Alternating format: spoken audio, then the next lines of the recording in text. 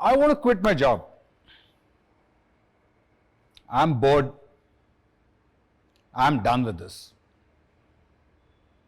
That's a story we have heard a million times. I want to quit the job that I'm doing today and I want to be a photographer. I want to be a traveler. I want to travel the world. I want to be a food blogger. Why? Look at it. Look at the way they are traveling. They get to visit all these places. Look at the fancy restaurants that they go and eat for free. That too, not paying anything. That's a story we have heard time and again. And I heard the story again for the millionth time recently when one young kid came to see me and said, Mayur, I want to do this. I said, fantastic. Why?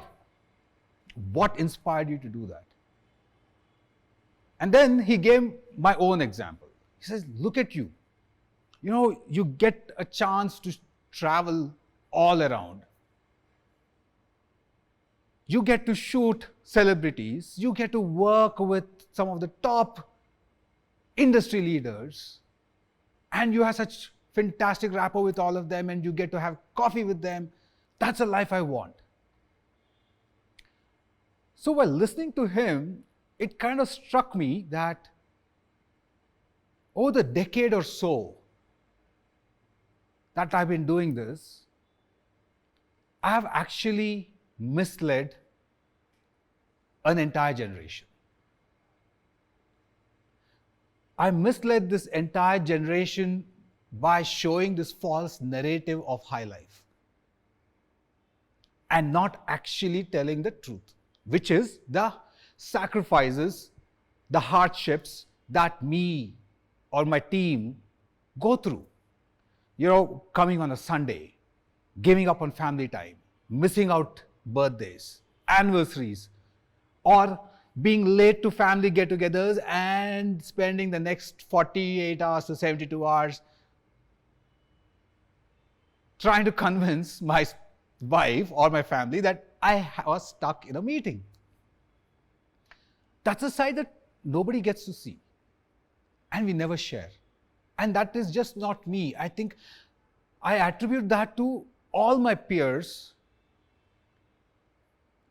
who've been doing this, who've been on first generation entrepreneurs, especially in the social media era of Facebook, Instagram, Twitter, TikTok, whatever you want to call them. And in the process of showing our work out to the world, in the process of getting those likes, getting those followers, we have misled an entire generation. And we are to be blamed. Right? Until that conversation, it never hit me. Like, you know, even I've been like, okay, let's do stories, let's do this, let's share what we do behind the scenes and all that. But I think it's time that we change that narrative. I have friends who have given up some amazing, comfortable jobs and have sacrificed everything and have gone to live in the mountains because they wanted to give something back to the society. They want to build a school or a hospital.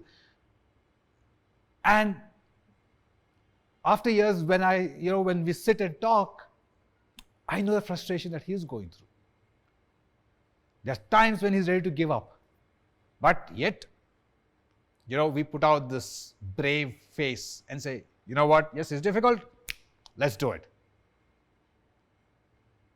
No, I think it's time to change that. I think it's time that we tell or share our stories. We have so many bloggers.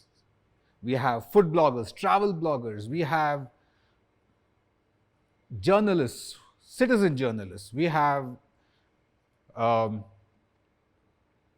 artists, musicians, technocrats, startup entrepreneurs who are putting out these brave stories of saying everything is fine. But I think it's time we also start telling what goes behind in terms of emotions, in terms of hardship.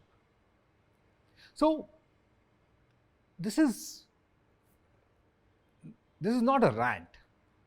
I don't want this to sound like a rant.